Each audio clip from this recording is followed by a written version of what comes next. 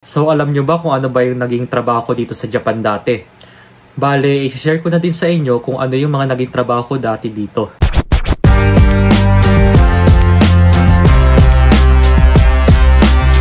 Time check muna tayo. 11:32 na ng tanghali. So kakagising ko lang po ngayong araw. So today is Tuesday. At wala tayong pasok ngayon sa trabaho dahil nga po red calendar dito sa Japan. Ngayong August 23 nga po pala ay sineselebrate nila ang autumnal equinox. Kaya ito na po yung start ng autumn season dito sa Japan. At maganda-ganda po yung panahon dito ngayon. Medyo maaraw. At hindi na po ganun kainit ngayon. Our ulam for today, itong tinolang manok. Actually, ito na yung inulam ko kagabi. Kakaluto lang kasi ito kahapon.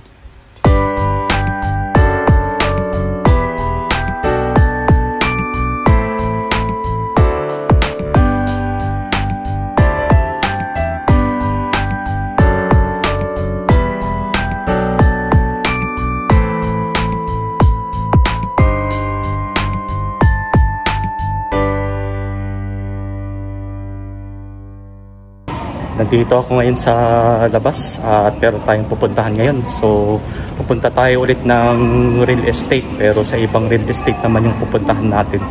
Sabi ko naman po sa inyo sa dati kong vlog guys, nagbabala kasi akong lipat ng ibang apartment or mansion. Dahil dito po sa Japan, meron silang apartment na inuupahan tsaka mansion. Habang wala tayong pasok ngayon, pupunta na lang tayo ng real estate habang may oras pa tayo ngayon. Pero di ko pa naman masasabi kung kailan ako lilipat ng apartment. Parang ano lang po, parang magkakanvas lang muna tayo or magsusodan or mag-consult sa mismong agency. Time check muna tayo, 1:10 na po ng tanghali. At weather check tayo, 28 degrees Celsius po dito ngayon. Ayun po, hindi na gaano mainit tulad ng summer season nun. Sabi ko po sa inyo kanina, start na ng autumn season ngayong month na to. At ngayon nga ay red calendar, which means autumnal equinox dito sa Japan. Yun po yung sineselebrate nila ngayon kung bakit wala kaming pasok sa work ngayon.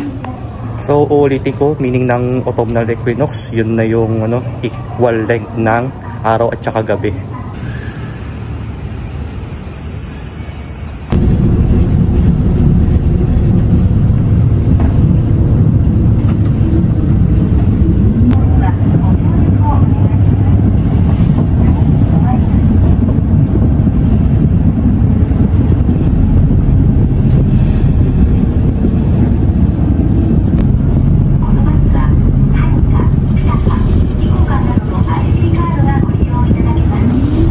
Babaan na rin pala tayo ng bus guys at naglalakad na rin tayo papunta ng real estate. So merong kalayuan nga lang ito at nagbiyahe nga pala tayo ng mahigit 1 oras. Time check muna tayo, 2 PM na. At ayun, dito na pala yung building na pupuntahan natin ngayon. So dito nga pala tayo pupunta guys sa Heianet to. Isa rin siya real estate dito sa Japan.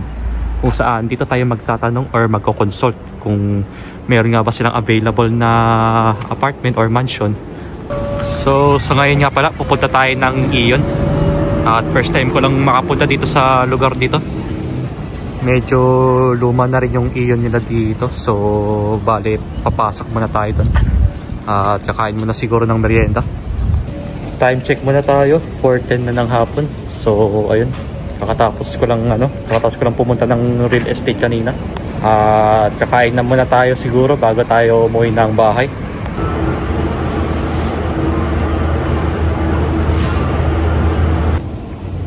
So nakalabas na pala ako dito sa may Ion.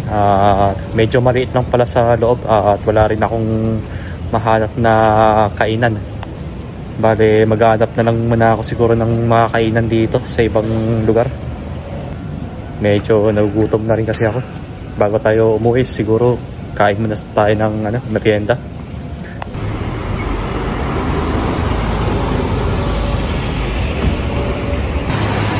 Dito na lang siguro ako kakain guys, dito sa may Matsunoya. At hindi na pala merienda to. Maagang hapunan na to. Para ano, diba? Ito naman yung mga ano nila, yung mga menu nila. So kain na lang tayo ng dinner imbis na merienda. Para mamaya pahinga na lang tayo.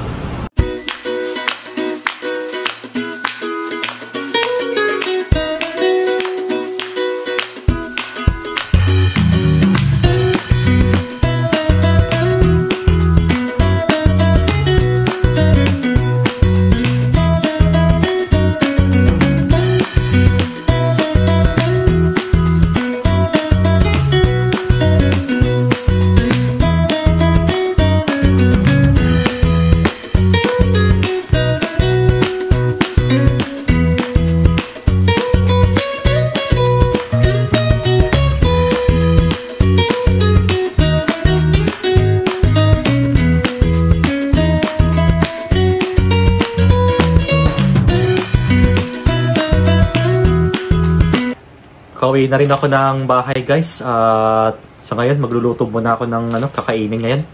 Total nag-dinner naman ako kanina sa labas. Bali ito na yung snack ko bago ako matulog. Medyo maaga nga pala akong kumain ng dinner nun para pag uwi konti na lang kakainin natin. Nagbabalak kasi akong magluto ng shawarma ngayon guys, pero hindi siya beef shawarma kundi itong pork shawarma. Giniring na baboy meron ako. At dahil hindi ako kumakain ng beef, so pork na lang yung yung init na isip kong ihalo sa shawarma. Ito nga, meron akong pork giniling, tapos etong pipino, tsaka sibuyas at kamatis. Siyempre hindi mawawala sa shawarma ang pita bread. Ayan po, shout out kay Ate May na nagbigay ng pita. Ayan, thank you. Bali, isang araw pa lang to, Ate May. Ubos na agad to. Ayun, since nakahanda na yung onion dito, kamatis tsaka pipino, yung karne na lang, yung giniling na lang natin yung iluluto natin ngayon. Tapos itong pita, papainit na lang natin to ng saglitan para pagka kakainin natin, mainit-init pa tsaka bagong luto.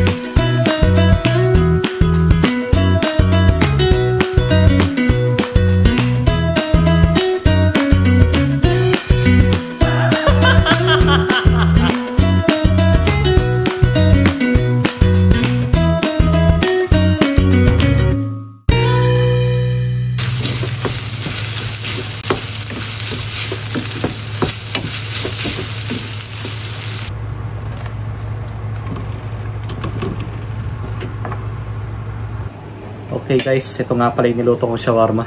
Epic fail nga lang dahil hindi ako marunong mag-fold ng pita.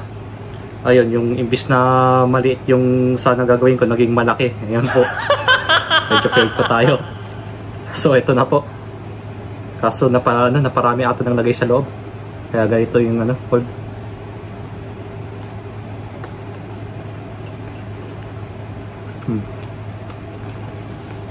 So ito pa yung laman ng nasa loob guys. Ayan, nilagyan na natin yan kanina. Nalalaglag lang kasi.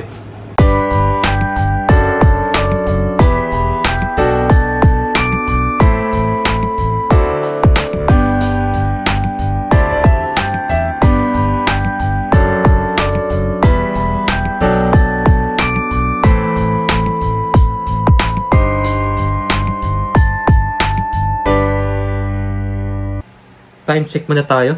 8:40 na ng gabi. So, sa ngayon, magsasagot muna tayo ng mga comments.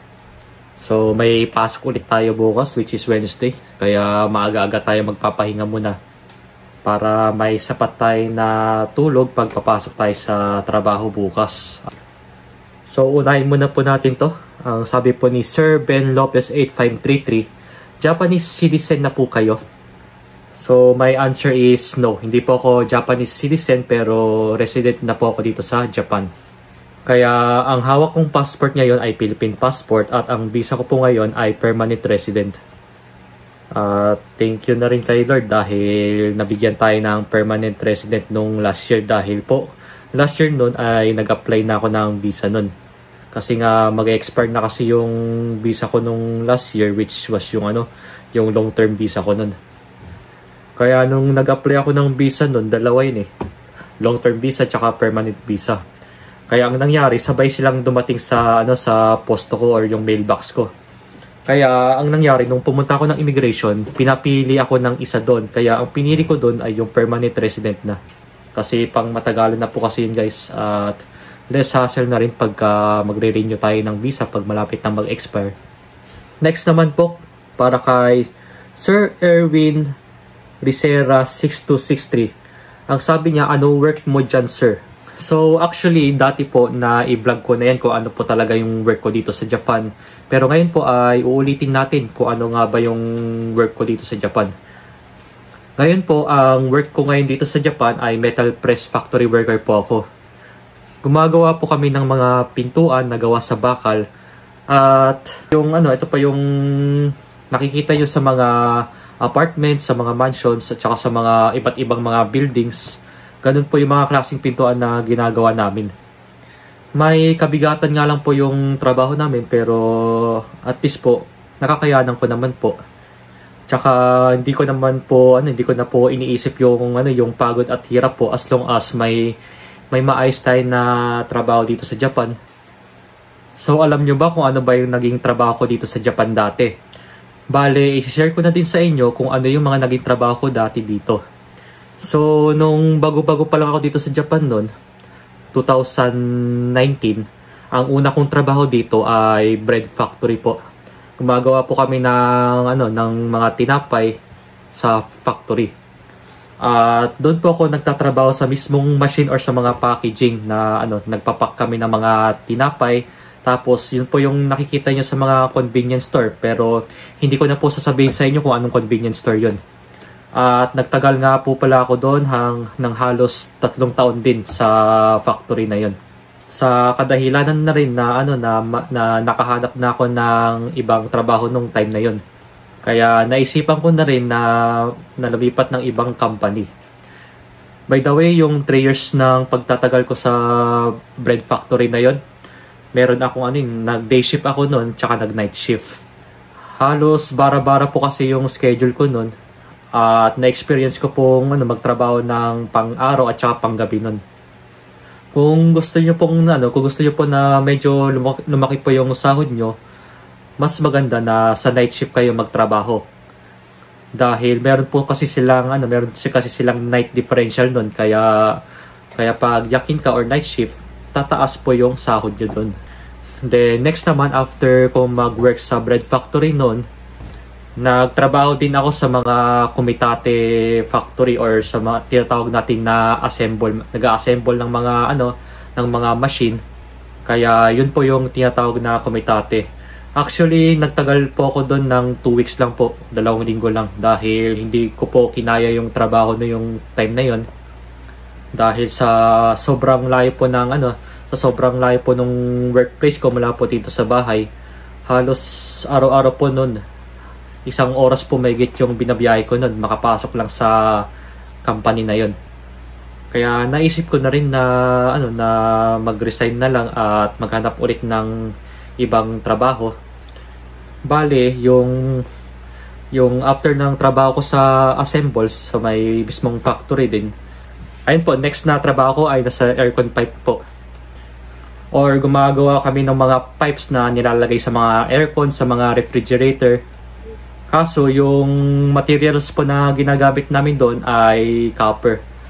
Halos wala kaming makitang mga aluminum na bakal.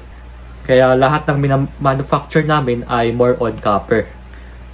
So, yung trabaho po namin doon, gumagawa po kami ng mga pipes by machine. Bale, machine na naman po ulit yung trabaho ko doon. Bale, nagtagal din po ako doon ng 3 years, 3 taon din ulit. Halos lahat ng naging trabaho ko doon, guys, ay more on machinery. Except yung sa pangalawang trabaho ko na by handmade lang yung handmade yung pagtatrabaho namin doon. Which is hindi ko din kinaya dahil na rin sa sa under time pressure tsaka sa layo ng company na binabiyahe ko. Sa lahat po ng 3 naging trabaho ko dito sa Japan ay naging naging Hakengaisha ako nung time na yon. So, ang ibig sabihin ng Hakengaisha, ito yung mga dispatch agency. Kung saan nag-hire sila ng mga workers na katulad ko nung time na yon at dinadala sila sa iba't ibang mga company kung saan kulang sila sa mga manpower. Kaya yun din yung naging trabaho ko dati under Hakengaisha nung time na yun bago ako nag-metal press ngayon. Bale, pang-apat po na trabaho ko na to ngayon, which is itong metal press factory worker. At sa ngayon, naka-1 taon na ako sa company namin ngayon. Thank you na rin kay Lord dahil full-time employee na po ako sa company na to, or tinatawag natin na Seishine, dahil maganda po maging Seishine dito sa Japan at marami kayong mga benefits na makukuha, at yung magiging kontrata nyo ngayon ay wala na siyang duration, parang lifetime na siya kung gusto nyong magtrabaho ng matagal, as long as kaya nyo pa, di ba? Kaya sa ngayon, guys, pag papiliin nyo ako, mas okay na ako sa trabaho ko ngayon kahit nasabihin natin na mabigat, as long as full-time employee na po tayo, or tinatawag natin na Seishine, dahil talagang pinangarap ko na to noon dati pa. Thanks to God ay natupad na rin tong pangarap natin na maging Seishine. So ayun nga po, bali 3 po yung naging trabaho ko at pang-4 na itong trabaho ko ngayon. So ayun po sir, yun po yung trabaho ko ngayon at yung mga naging trabaho ko dati. Next naman tayo mula kay Ate Chevy 007. Ang sabi niya, pagdating ng panahon, saan mo gusto mag-retire? Sa Pilipinas o dyan? Since nandyan din nanay mo, nakakagutom yung kinain mo. Ayun po, anyways, thank you po. Thank you po sa panonood ng vlog ko, Ma'am Chevy 007. So kung papapiliin mo ako kung saan ko gusto mag-retire, syempre doon din tayo sa Pilipinas. Dahil iba pa rin ang saya sa Pilipinas. Tsaka yung bala ko kasi na habang malakas pa ako magtatrabaho ako dito sa Japan, pero kaya pagdating ng panahon or pagka tumanda na ako, saka ako uuwi ng Pilipinas para mag-retire. Dahil dito po pag tumanda po kayo, nakakalungkot pong tumira dito sa Japan. Dahil iba po kasi ang dito, iba po kasi yung yung culture dito. Yung mga iba kong ang kakilala na nagtatrabaho pa, siguro tumatanggap na sila ng pension, pero mas pinili pa nila na magtrabaho kahit na matanda na rin sila at yung katawan nila medyo nanghihina na. Kaya yung iba kong kakilala na mga lolo at lola na, yung iba sa kanila mayroong mga anak. Pero ang problema, iniiwan sila ng mga anak nila dahil nga may sarili na rin silang pamilya. Kaya ang nangyayari po diyan, tumatanda po sila na nag-iisa. Lalo na po sa mga walang naging anak or asawa at tumatanda silang mag-isa. Talagang nakakalungkot 'yon dito. Halos nga yung mga kakilala kong mga lolo dito ay naghahanap na rin ng makwentuhan kahit na hindi nila kakilala yung tao. As long as nakakahanap sila ng kausap, kontento na sila doon dahil yun na yung doon na sila nagiging masaya. Kaya again, sa Pilipinas pa rin ako. Doon talaga ako pag once na magre-retire ako. Kaya habang bata pa ako, kailangan ko na ring mag-ipon para in case na tumanda na ako, doon na ako nagpaplano na magtayo ng negosyo in God's time. Nagagambatero po ako or nag-e-effort po akong magtrabaho habang malakas pa tayo. Kasi pagka tanda natin, baka hindi na natin kakayanin. Iba pa din talaga guys pag may ipon talaga tayo. Kaya isa lang po masasabi ko sa inyo guys, learn to save and spend your money wisely.